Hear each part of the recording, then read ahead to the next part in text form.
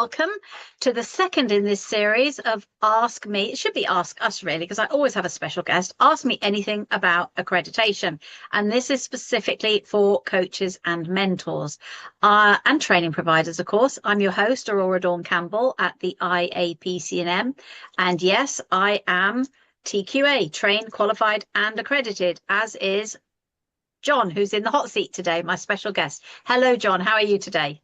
I'm all right, Dawn. Thank you. All right. Okay. Well, I never accept all right or fine as an answer. So what does that mean? How are you feeling, really?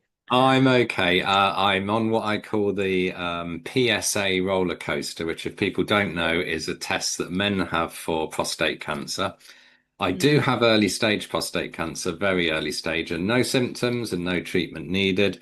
But I always get a little bit worked up every time I have a PSA test, which is an yeah. indicator of things getting worse or not. But I'm Yeah. leveling out now. I'm on the smooth track now after last week, and I'm actually taking some supplements and a special Mediterranean diet to see if I can get it reduced for next time. But thanks for Yeah. So asking, and thanks for lots of the noticing. red, lots of the red things. So red Mm. tomatoes and things like Yeah, that. tomatoes are very good. They have a supplement in which, when cooked and combined with oil, is very well absorbed. So you Yeah. can tell I'm doing my research, Dawn, as you know I do. So, Yes. but that Yeah, and I know. pomegranate I know you're and holistic. yeah, yeah. But I'm really okay. I really am. The slight Good. hesitation was just coming down the roller coaster a tiny bit, but I am all right. Yeah. Yeah. Good. Good. Well, I mean, it's a very brave subject because not many men talk about it, and that's part of the problem, isn't it? Well, do you know what, Dawn? I was only saying to a friend the other day, they were like, I run a positive intelligence program for my coaching. And they said to me when they heard I'd been diagnosed, how could you possibly see a gift in that? And I was like, well, there's plenty if you look for them. And I did have to look because, of course, I wasn't going to celebrate the day I got diagnosed. But I'll No. give you my tiny little list, and it's a real list, actually. Um, I live in Slovakia, as you know. I'm 59. If I'd lived in the UK, I would probably not have been diagnosed, so I wouldn't know. Now, that to me, first of all, is really strange because Slovakia is not a rich country, and the health screening here, I have to say, especially for things like this, is much better than the UK. I'm not saying the UK isn't good, but I would probably only have got the test if I'd asked for it or if I had a family history. So that's the first gift. Yes. I've been diagnosed very early. I don't have any symptoms at the moment. That's another gift. But I think one of the best ones for me is I have now four friends who I have encouraged to get a test. It's just a simple blood test for men. It isn't conclusive if your PSA is high that you do have cancer, so you don't need to worry too much if it is a bit high. But high over a number of readings, say over a couple of years, could be an indicator. And if that's the case, you'll probably get an MRI and ultimately, like me, a biopsy to confirm. So Yeah. there are a few gifts as well. Yes, and it is prob if you're going to get cancer, it's probably one of the better ones in so much as I've read a statistic that says the vast majority of men who live to be old or die in their old age tend to have prostate cancer, but Yep. they don't die of it. They die No. with it. So it's quite a normalized cancer that I think, Yep. as you say, there are no symptoms. They don't even know they've got it. I think, Dawn, as long as, and this is a very brief summary, and I'm not a medical expert, I put that flag and disclaimer up. But to me, if my prostate cancer doesn't spread outside the prostate, it's contained. And I think unless I had severe symptoms, which could be incontinence or something else, I'd probably leave well alone. I think you're Mhm. absolutely right. And you echoed the words of my female surgeon. She said, John, you might not believe it now, but this is the best cancer a man can get if they're going to get cancer at all. So yeah, Yes. you're right. Yeah. Yeah. Well, you're very positive. You go down the holistic route and you're a positive, intelligent coach. I should introduce you properly, shouldn't I, John? So, John Rice, he is a very valuable part of our management team at the IAPCNM. He's full of initiative. So, we've taken him on board to say, right, okay, turn that initiative into something real and deliver it. And one of those was the fully booked coach program, which was something you were developing as well. So, John is one of our hosts. We have 7 power hours a month delivered by hosts who are experts in their particular field. And John hosts the Fully Booked Coach on LinkedIn. So if anybody's stressed and struggling and pulling their hair out as to why their profile's not working, why they're not getting the engagement and the connections that they want, which obviously ultimately means business and income, then John is your go-to expert. You're also the coach, the CEO coach to other CEOs, having been a CEO. So you've been there, you've done it, you know the stress levels. And in fact, you've got a masterclass coming up on that subject very shortly, this Friday, in fact, at 1:30 I UK have. time. Yep. Now that we've sorted out that timing. So John is in the international directory profile at the IAPCNM. And anything I've missed out in terms of your introduction? We did your prostate No, before your coaching career, but I never think mind. that's just great, Dawn. I mean, I love, as we all do as coaches, people fascinate me. I'm curious, I'm non-judgmental, and I just love finding out more about people. Mm. Good, good. Well, this audience, just to let you know, John, we did this a couple of years ago and people loved it. We were described as their guilty pleasure. They would have a cup of coffee or tea, or in my case, a smoothie, and just eavesdrop on a conversation that I was having that was not pre-planned, which is why I didn't give you a steer in Mm. advance. And it's just a case of, well, where does it go? And the people listening tend to be coaches who are thinking, well, why would I become accredited? You know, maybe like me, I've been in the coaching business for over 20 years. I've never needed to be accredited. Nobody's ever asked me. It's a bit like my distinction certificate. Nobody's ever asked me if I've got one. So there's coaches out there who are thinking, right, I really don't need accreditation. I'm fine the way I am. It could be new coaches who are thinking, what is accreditation? I'm certified. So does that mean I'm accredited? It could be training providers and universities who are always looking at the international league tables. How do they attract more students and train the next generation of great coaches? And then, of course, there's the public who are thinking, well, you know, I like this person, but I hadn't actually thought of checking, are they certified? Are they experienced? Are they qualified? Are they insured? Do they have a contract? Do they have a complaints procedure? Oh, and are they accredited by an independent third party? So that's our audience to put things into perspective.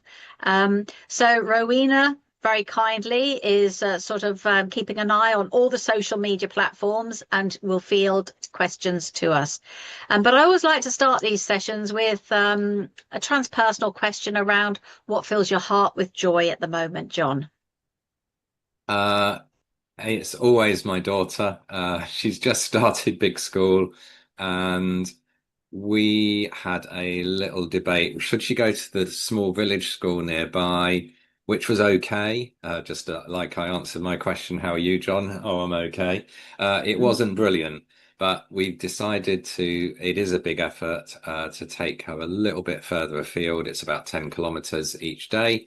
And she loves it. Even at weekends now, she said, I wish I was at school this weekend. And that was not like the previous nursery that she went to. So I'm really grateful. And it is worth every minute that it takes us to get her there because she loves it. Good. Well, long may that last because there are the majority of parents will be thinking, I wish my child loved school because it's like dragging Yeah. them there and feeling like a bad parent leaving them somewhere Yeah. where they don't want to be. So what makes it so good for her? Do you know? I do. Well, I know a number of things. One of her elder friends goes there. So she's Lily and she's 10 or 11, Megan's 6. So that makes a difference. But also the class teacher there, it's a little bit different from the UK. It might be the same in other parts of Europe, but This school is for 6-year-olds to 15-year-olds, so it's a very wide range of Mm. ages at school, and it's fairly small. I think there's about 200 pupils, so there's quite a lot of attention, and there's two other things that make it really special, Dawn. One is that it takes the minimum amount of curriculum from the state curriculum provided, but the rest is built by the school, really targeted for perhaps not so academic children. And I'm not saying Megan is or isn't, but I think there should be fun and play and creativity, especially during the first 3 or 4 years of school. So that is absolutely put into practice every day. When she walks into her class form teacher has a keyboard on his desk. He plays Pink Floyd or the Beatles music as the children come into school. He's teaching them some of the lyrics and the history of these bands. And for me, it's fantastic. He speaks really good English. So I can communicate with Megan's teacher. I could just about do it in Slovak at a very high level, but I'm just very grateful for him. He just makes Yeah. class fun. Isn't that really interesting? Because if we think about mentoring, and at our level, most of us are coaches and mentors. If we think back, we can always find somebody who has helped us be where we are today, whether it's personally and or professionally. But to also say that about a teacher is pretty amazing. I mean, I remember my sociology teacher. He was a big um, Eric Clapton fan. We knew when we were doing A-level sociology, if we didn't want to study, if we wanted to get him off track, all we would mention is, what was your favorite Cream track again? What's Eric doing at the moment? And he was Yeah. away.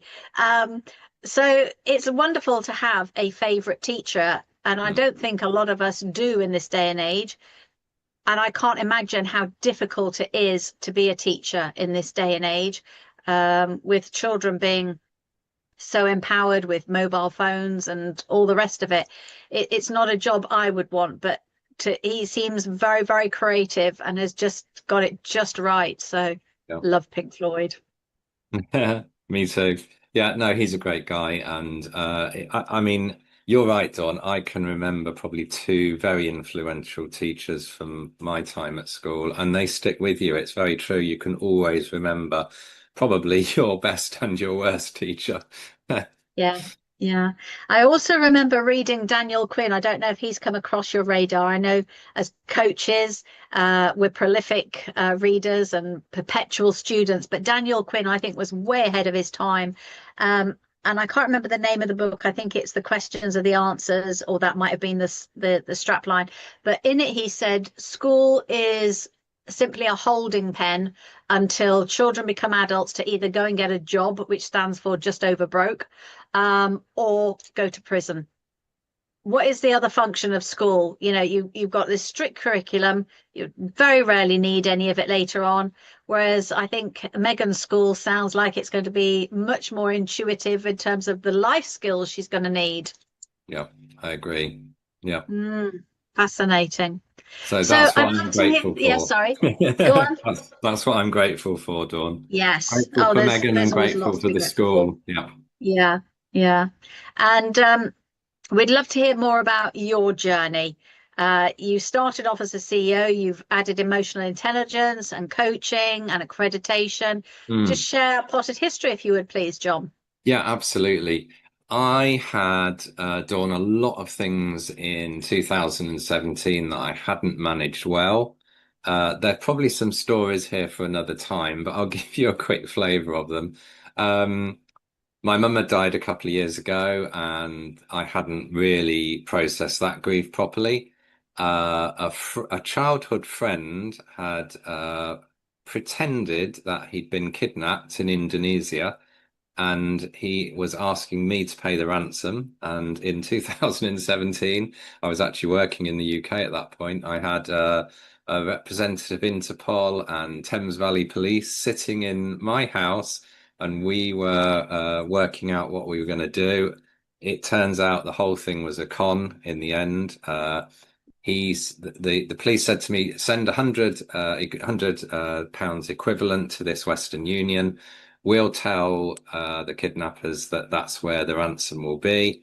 The Indonesian police will be there, and of course, my friend Peter just walked on along to the Western Union by himself. Bit shocked when it was only 100 instead of the 3,000 he was asking for. I can laugh now, but trust me, Dawn, I was not laughing at Yeah, the time. yeah, Unfortunately, he'd also pretended he'd got cancer, and hadn't. So I'd been supporting him financially for 5 or 6 years. So anyway, I can feel almost the burden of that, even talking about it now. I am through it now, but that and a few other things did send me into quite a depression. That is when I resigned from my CEO position and took about 6 months to a year. Antidepressants helped, they really did, but I knew I didn't want to be on them forever. So, almost 6 months to the day, I was already looking at what I'm going to do to grow and support myself. I came across coaching. I wish today I could still remember the one thing that where I thought, now that is for me, but I can't remember the actual thing. It was probably on Facebook or somewhere. It could have been IAPCNM. You never know. Um, but I started taking some coaching courses, and then just to join up the dots, I got certified through Positive Intelligence. And what I will say now is really important. I hadn't thought of accreditation for a couple of years into my coaching journey. But when corporate doors started opening, so I want to work with CEOs and their leadership teams, I was not getting much traction when the question was asked, are you accredited? I could answer yes to, yes, I'm trained, yes, I'm certified, but I'm not accredited. So that is when you and wonderful David took me through the accreditation process. It really was a joy. It was fun. I haven't experienced anything as thorough as that since I took my certification for coaching itself, but it didn't mm, feel like work. It just felt like a journey. It felt extremely thorough. And I'm pleased to say now I'm working with some of the big Fortune 500 companies, and I know that accreditation has helped me keep that door open and win business. thank you for sharing that. I mean, you said it very succinctly, very simply. A lot of coaches out there don't know they need it until they need it, until people are asking the right due diligence questions, and that's Yep. happening increasingly in the corporate world. And what I'm also hearing is particularly when you're filling out application forms, just ticking the box, are you an accredited member is not enough. It's are you actually accredited? You Mm, can't just be a member of an yep. accreditation body. And that's one of the big differences between us and the other accreditation bodies is we don't have a membership. Everybody in our Yep. community is accredited. And that's the only way that you will get added to the international directory profile, which is Mm. new and being repopulated. So I'm glad it's worked for you and has opened the right doors It has, because you're Dawn. already very qualified and very experienced. Yeah, and you know what? So many coaches are, but without that missing piece of the jigsaw, it could just be, you know how popular AI is now. I have to Mm, fill out often a preferred suppliers form to work with a company. And if you say, no, I'm not accredited, it might not get any further than that. They might not even give you the chance to get accredited or to say why you're not accredited. So it's really interesting, I think, in how perhaps the systems at companies now, especially the big ones, 5,000 plus employees, the preferred supplier checklist might not even be looked at by a human. So it's really interesting. I've had a couple of other coaches who, of course, I've recommended to get accredited, who didn't get through that process of working with a company or going through their preferred suppliers list. So yeah, you're right, Dawn. Really important to do. What's your thoughts on, I mean, obviously that's a real big red flag with regard to the AI. What are your thoughts around industry in general? Because it's a hot topic at the moment. I I'm being honest on I love AI, I embrace AI, but I'm not using it to replace anything that needs the human touch. I'm intrigued by people who say they are being coached by an AI bot. Um, I find it fascinating. I Mm, tell you what, you've just sparked an idea then. I think I might try that myself just to see what the experience is like.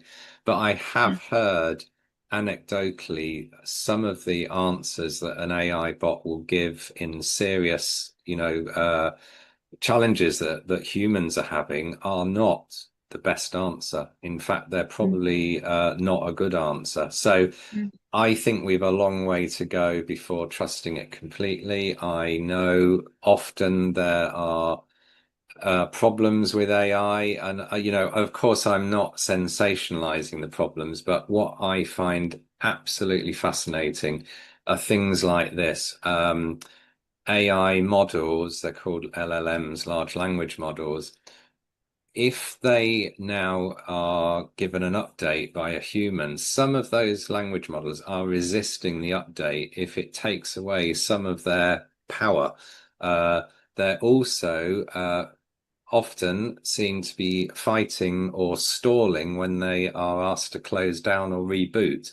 So it's getting really interesting. I think I know it's an old film now, but anyone who's seen 2001: A Space Odyssey, where Hal takes over the spacecraft, I'm not saying that will happen, and I'm not talking about space, but what I am saying, it seems, and I don't think anyone can use any other word apart from it seems that they are kind of developing an intelligence of their own. So, mm, um, my wife actually said to me the other day, I think some of the um, some of the robots that are used to pack, perhaps by Amazon.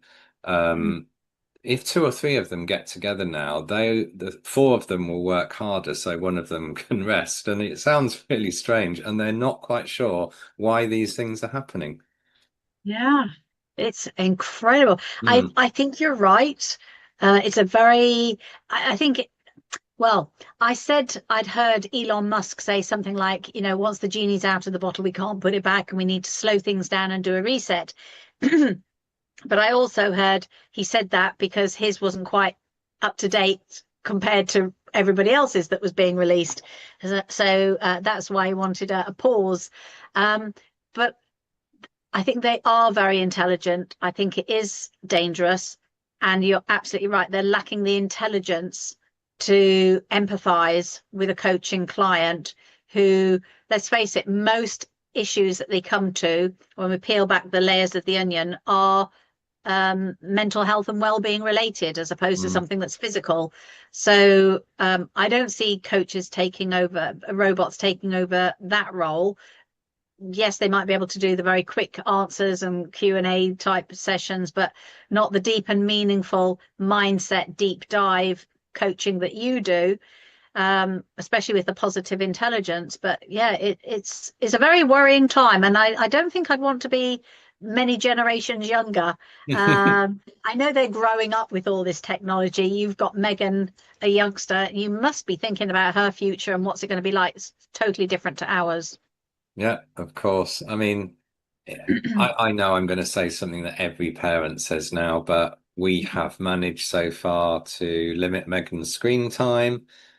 She doesn't have a mobile phone. Luckily, the school is not mobile phone friendly, so there are very few kids there who have them. And if they do, they go in a locker for the whole duration. They don't even take them out at lunchtime. So, I mean, it's a fascinating subject, Dawn, and we could talk about it probably on another session, just spend the whole hour. But I'm intrigued by how helpful some elements of technology can be. It would be great to know when Megan's a bit older where she is.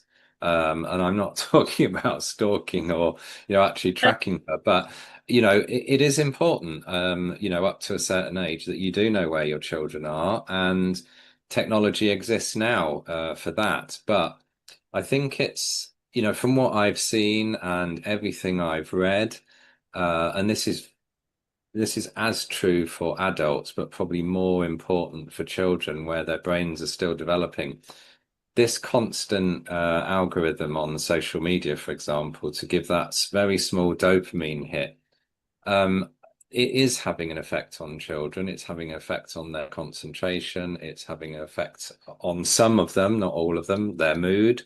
So I just think there is, that connection with AI and, mobile technology and your question, I must be worried.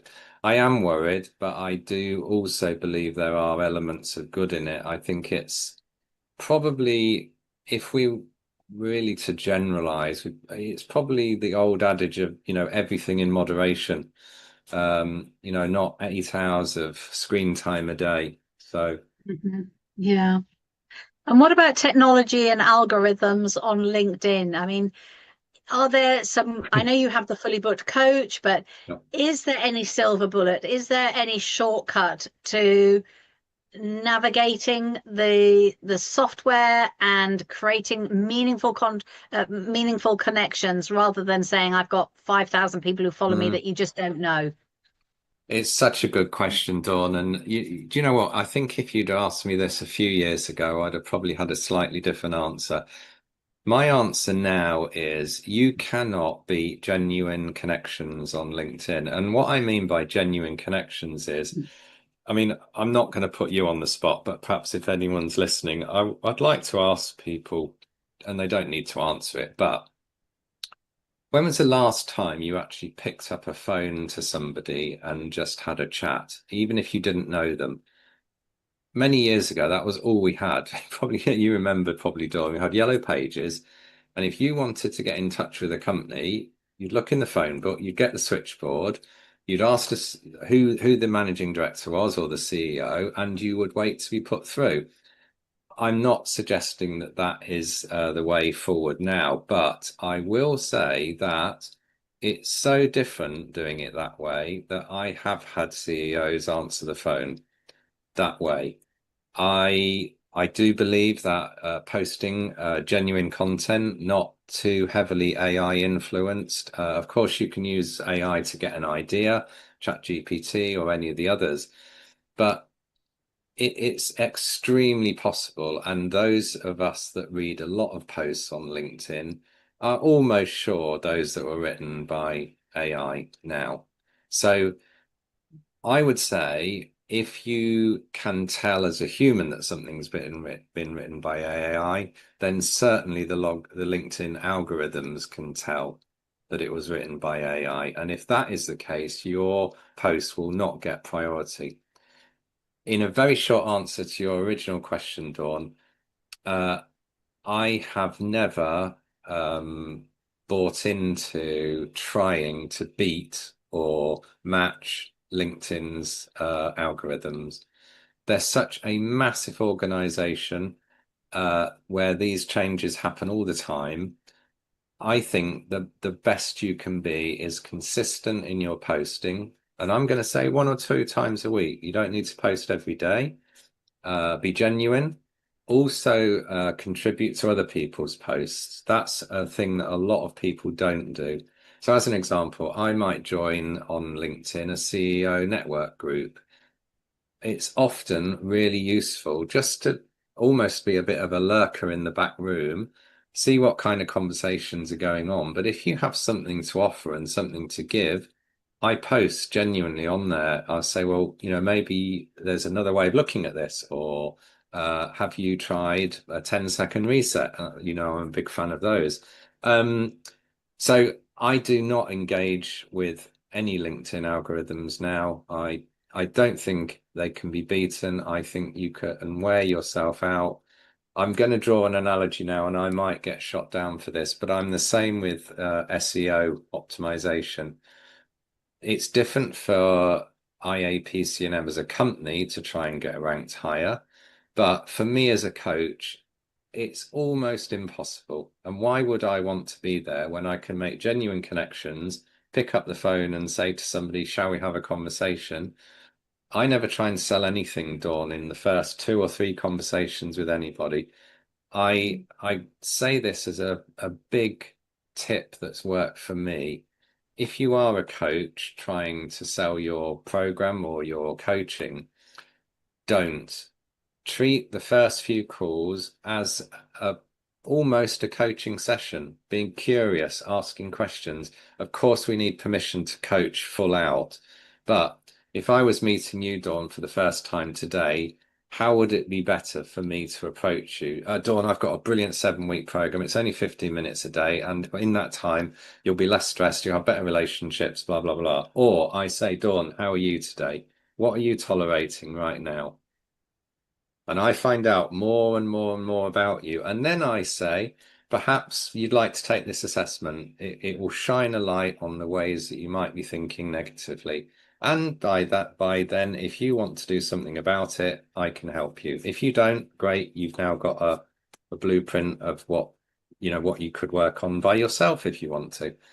I think this genuine connection, vulnerability, and just being in touch with yourself is really key here. I don't subscribe to, bombarding people with messages. Some of them are a little unethical, they're going into someone's deep pain point straight away. I believe in a conversation, having a chat, and then listening. And you've heard me say this before, Dawn, but I think it needs it needs a reminder that silent and listen have the same letters, and I believe that's really important. Listen what your client or your prospect is telling you. Keep silent. We know there's a power in silence. Yeah, very good reminder. And there's the crux of the thing, isn't there? That a lot of people, coaches included, they don't listen well enough. I mean, I think is there 7 types of listening? I can never remember if it's 7 or 9 types of listening and 7 or 9 types of silence. But people don't like silence. They can't wait to fill the gap.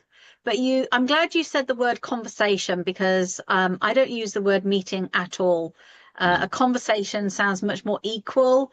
It sounds much more engaging and just something that most people would want to participate in.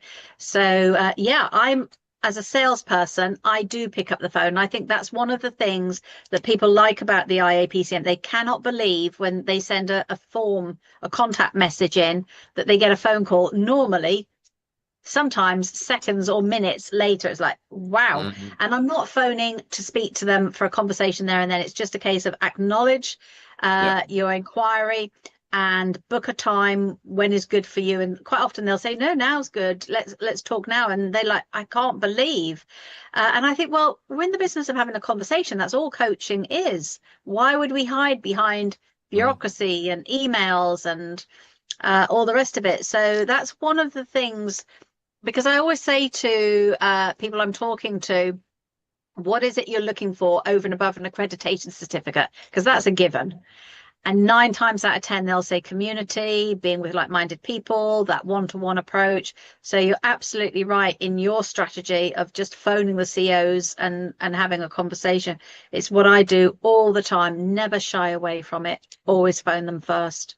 I So think it's such a unique approach now, Dawn, as well. I mean, my other unique approach is to make someone a personal video and send it to them if I can't get hold yes. of them. It's incredible the engagement we get from that. I'm not saying you can't send someone a DM on LinkedIn or an email, but I'll give you an example. I did a test the other day, and I will mention now, Fully Booked Coach is accredited program through IAPCNM, and it's to help people win business on LinkedIn. I sent out, Dawn, in total, it was a 5 email sequence, and I sent over 5,000 emails, and I got, I think it was 4 people from that who then joined the course. Those people where I'd maybe spoken to them before or I'd messaged them on LinkedIn, I just picked up the phone or sent them a WhatsApp message and said, this is now available. There was so much more engagement. So it is getting to know people personally. And you know, again, we need to be careful how we say this, Dawn. I've nothing against people who have big followings on LinkedIn, but what is your following for? If you connect with your ideal client and talk to them and you win a piece of business, you might only need 12 of those a year. You know, you might need one a month. So, you know, I'm just using myself as a probably not a good example, you know, firing off emails. And I mean, it works, but it's such a small response rate and such little human engagement in an email. I think people buy from people, don't they? They do, but I also think whether it's uh, LinkedIn or whatever social media platform, there is a perception that the more followers you've got, the more successful you are. So therefore, they're going to be numbers driven, Mm. stack them high, sell them cheap type of mentality. Just connect with everybody, like, follow, without even knowing them. Whereas actually, to have 50 people who you're in personal contact with, you know they're your target audience. They know you can deliver what you say Yeah. you're going to deliver and give them some results. That is a much better, healthier uh, relationship. But to somebody who's checking you out and thinks, oh, they've only got 50, I'll move Mm. to somebody else who's got 5,000 or something. So it's not qualified. And I don't know how that could be, that perception could be improved. I don't know either, Don, and I think there are so few people now who are actually willing to pick up a phone or to you know, send something very personal and bespoke to Mm. somebody. You know, in many ways, I hope they don't pick up on it because I think it makes you and me unique and we win the Yes. business. You know, you Yeah. talked about 50 people in your network. If you won one client a week, that's 50 people, and that's it. That's all you need for the whole year. You probably need less than that. Um, Yes. it's a really interesting. I think there's so much you know, information. I'm not saying it's incorrect, it's just different, but there is so much information and things out there now which say you have to connect with 150 people a week on LinkedIn or else you're not using your, you know, premium package and you need to send this many you know, messages to them. I I was that person, I'll be really honest, but now I'm just thinking if I were to send a message to this person and I really look at their profile, I do research outside of their profile now, I'll go to their website. I might even go to Facebook as well and just find out a bit about them. You know, a lot of things are in the public view now. And if that's the case, there's nothing wrong with saying, making the video, or when you ring them, I hope you enjoyed your holiday in Spain. Oh, where did you find out that? Oh, I had a quick look at your LinkedIn and your see you posted on that. You know, and people are genuinely appreciative that you have taken the time to, I don't mean get to know them, but to do your research beforehand. That I mean, for us as coaches, isn't that and the most valuable thing that you can do? Because you are going to be closely working with that person, investing in them, they're investing in you. So why wouldn't you start the relationship like that? You've already demonstrated that you have a curiosity, a level of care, a level of Mm, interest, and set yourself apart from, exactly. you know, I think it was my hairdresser a couple of weeks ago said, oh, I could do what you do. I'm really good at giving advice. Yeah. So I'll do a coaching session while I'm cutting your hair, shall I? It doesn't Mm, work like that. Um, yeah, I think the point that you made about connections is important as well because can't remember if it was the Dalai Lama who said, you know, we've never had so much and yet been so much stuff, so much access to communication, yet been so unhappy and so lonely. So we've got all these mediums to connect, television, internet, email, WhatsApp, etc. And yet people are living in their little boxes, receiving fake news, fake contacts, disingenuous contacts. And so when you hear somebody say, oh, I've got X number of followers, they're not friends, they're not real. mm. And that's why people are so lonely and isolated. It's Yep. very sound. It's also true, Dawn, that the number of likes on your LinkedIn or Facebook post doesn't equal what business that you're going to win. You're Mm, much more likely, I do it, of course I do, like, but what I've tried to get in the habit now of is if a post does resonate, comment on it. Say well done to mm, that person. That sounds brilliant. I love that idea. Or I hadn't thought of doing it this way before. Just there are ways in our connected world to connect even further. And that's mm, one of them. Yeah. yeah. Rowena, as you're looking at the platforms, is there anybody connecting with us or who is connecting with us that would like their question answered by our guest in the hot seat, who's an expert on LinkedIn, or either of us about coaching, mentoring, accreditation, training to become a coach? What, if any, questions do we need to address? You can just send them to me on WhatsApp or in the chat box, whichever is easiest for you. I'm going to follow suit, John, have a drink of water. So when's the next cohort for the fully booked coach, John? Well, it's a good question, Dawn, and the answer is you can join anytime you like now. Oh, so it's Carmen and evergreen I, now. Carmen and I have decided to make it self-paced. Yeah. So there won't be weekly sessions where you come on once a week and discuss. Everything you need is in the program itself. You can work at it at your own speed. We've included live recordings from the previous cohort, so all 8, 9 weeks are there. And instead of £800, it's now 149. So you can join, go at your own pace, and there, of course, there is an option. If you get halfway through and you think, right, I need a bit of help from Carmen on my branding, or I need some help from John on creating videos or connections, you can book some time with us and pay for it. So I think it's a much better way of getting it out to more people. 800 was quite expensive, often quite a big ask when you're recently qualified as a coach or you've just become accredited. So Carmen and I both thought, what can we do to make it more accessible to more people? And that's what we've done. And it's filling up at the moment. It's going really well. Brilliant. We've done something similar at the IAPCNM. I was kind of thinking it's like try before you buy, but Hmm. it's not because they are buying something. Um, but the 7 hubs, the 7 power hours every month, of which you offer one, I offer one, and so on.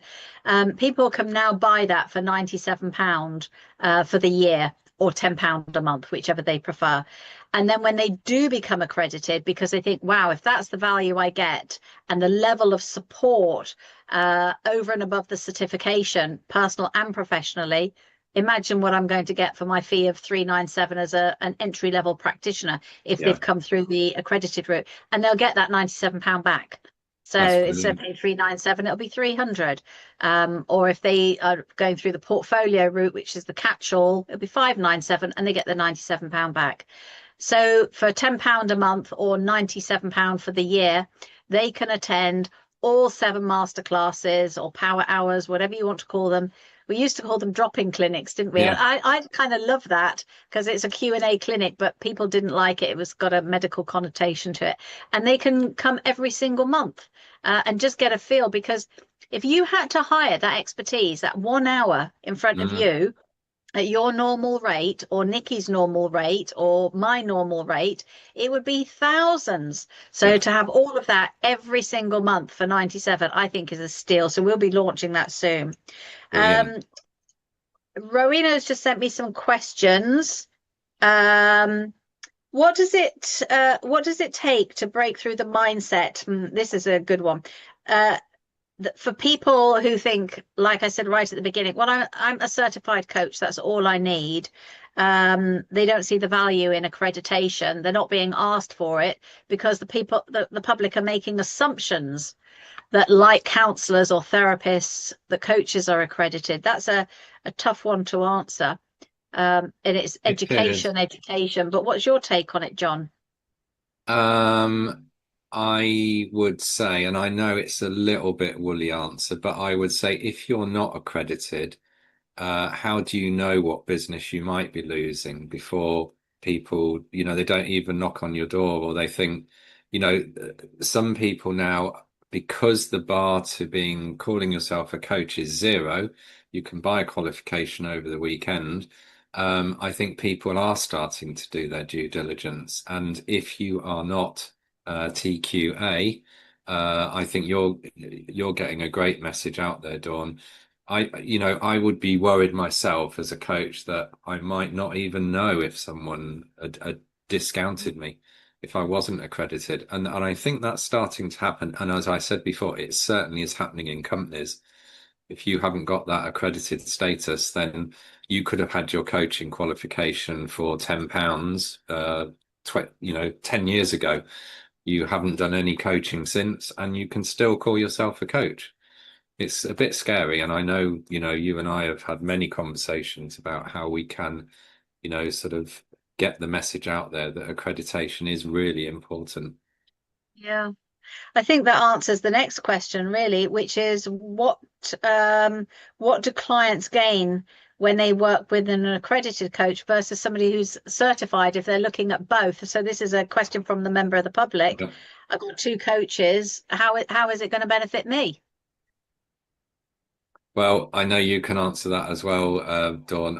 I think there is an absolute level of certainty that if you are working with an accredited coach, that they have taken their role really seriously. I remember going through my accreditation with David, and I'll say this to anybody who's listening who perhaps isn't a coach. It's such a thorough process to become accredited. I have to go through and have recorded a live coaching conversation. Uh, it's often an unprepared one, so as a coach, of course, I'm happy with that. But it might surprise some people who don't know that often the subject of that coaching hour is not discussed beforehand. We just go in and we do it. Now, if I hadn't been trained, if I hadn't been qualified, I know I would have found that very challenging, and I probably would not have passed accreditation. So I think it's the 1, 2, 3 step, isn't it? If you are trained and you're qualified, the next obvious step is to get accredited. And the way that I looked at it, Dawn, was this. The rates I was charging for one place on my program has paid for my accreditation. And I understand coaches who are just starting off. It might seem a lot after you've just paid for your training and perhaps you paid for certification as well. But I think it's the only third element that ensures that you are who you say you are and that you can coach. Yeah, I would add to that um, that well, I always say to people there are four key differentiators, I think. One is being properly trained, whatever that means in the country that you're in. So you've got some sort of certification that says you're qualified to call yourself as a coach. You're insured if your country offers insurance, and we know not every country does. That you have a fair and ethical complaints procedure within your contract, and that you are accredited. And I've just thought of a fifth one, so I must have added one by mistake. But that's dyslexia for you. And that you've written a book, you've got something that's published, whether it's a program, whether it's a leaflet of some sort, a report. But once you've got something published, it shines a light on your business. It gives you a masterclass, it gives you a signature speech, plenty to blog about. So again, those are some of the key differentiators. And in answer to that person's question, what will I gain from working with somebody who's accredited, is that only accredited practitioners must have a contract with a fair and ethical complaints procedure. Now, a lot of coaches who aren't accredited have probably got contracts, but at least if you go to an international independent directory, everybody has had theirs vetted. They've had to submit it, which gives you a great deal of reassurance and trust in the credibility of the person that you're going to hire. And in the event that something does go wrong, and humans being humans, they do. And typically the Western world follows America, which is very big in some of the sue culture. There's Mm, constantly hearing of coaches being sued. We've done a really good job of self-managing, I think. There's very few cases that I see in the UK mm, going to the ombudsman. But if you're accredited with an organization like ourselves, in the event there's a problem, we will mediate between you, the client, and the coach. And then if we can't resolve it because your contract doesn't resolve it, then it escalates to the ombudsman. And we're mm. the only accreditation body approved by the British Industry Ombudsman. And again, that gives a lot of reassurance. So I think in answer to your question, you gain quite a lot by working with an accredited coach because we're an unregulated market. So it's only those that are passionate about the industry and being passionate about proving that they're a professional in our profession that put themselves above the parapet and volunteer to be assessed at an Yeah. international level. So, yeah, I think there's a huge difference as part of your due diligence, whether you go with somebody who's certified, who may be brilliant, and somebody who is accredited. Now, the other point I would make is we used to be competencies based. Now we're capabilities based. This last 10 years, we've been capabilities based, which I think is a much more superior way of assessing somebody's capability to deliver what they say they can deliver, because it's all about the conversation. It's not about submit a thesis, some recordings, tick box exercises, because in the past we did, I mean, we've been doing this for 27 years, so we know that's why we're the authority in the industry. We used to have people who were brilliant at the academic side, John, but when it came to the practical of Yeah. holding the space in a coaching session, couldn't do it. Whereas now that we're capabilities based, it's a much more humanistic, which means it's inclusive. So people like me who are dyslexic, anybody with neurodiverse Mm. issues, they don't need to discriminate against themselves. They can have a conversation, and that's what we're marking. It's brilliant. Mm. I'm so glad I found IAPCNM, Dawn. Good, thank you. I'm so glad we found you. You've come up with some great initiatives. One of being the coaching matching service, which we're working on, and hopefully we'll launch next year. Obviously, another one is the fully booked coach, supporting our new graduates to do business on LinkedIn, because I think it's the best platform for dealing with like-minded people who are willing to pay for things as Yeah. opposed to being spoon-fed things for free. So it's a win-win. Um, okay, I don't see any other questions. So what if anything would you like to add, John, about you, your program, or just LinkedIn, anything at all? I would say if you are a new or coach that wants to win more business, like you've just said, Dawn, you're 5 times more likely to win some business on LinkedIn. Um, if anyone wants to reach out to me, Dawn, I've got the 3 complimentary sprint masterclasses, which will give you an idea of what the Fully Booked Coach is all about. If you implement everything in those 3 sprints, you do not need to buy the Fully Booked Coach. I can promise you that. So you might get everything you need just from those 3 sprints. And if you do, I will be really happy. So I know that Dawn has the links and so does Rowena. If you want to reach out to me, obviously I've got them as well. But I would be very happy to send those to anybody that wanted them, Dawn. And I think being consistent on LinkedIn, being genuine is absolutely the way forward. Mm. And let's give a plug to your masterclass on Friday. It's in recognition of World Stress Yeah, Reduction. it's an interesting one, Dawn, because I believe I'm sandwiched between some really great experts on Friday who are specifically talking about the anatomy of stress, how it shows up. And I think intentionally we've put something which some people might consider to be pretty stressful, which is how to win a client on LinkedIn. So I'm going to take you through that in a stress-free way and show you that LinkedIn can be an absolute joy to work with. Thank you. And that's 1 o'clock UK time. So 1:30. So 2:30 for us Yeah. CET time. And that's for an hour masterclass. So if you like what you've heard today and you want to try before you buy, don't miss that opportunity to work with John in his masterclass on Friday at 1:30 UK time. And the registration link is on the IAPCNM blog site. So thank you, everybody. Thank you, John. It's a pleasure. I always love spending time with you, Thank you, discussing all manner of things. I'm glad to hear that Megan is loving her school. Long may that continue. And if anybody has any remaining questions, because some people are too shy, you just send them in the contact page online, or leave them in the comments box. And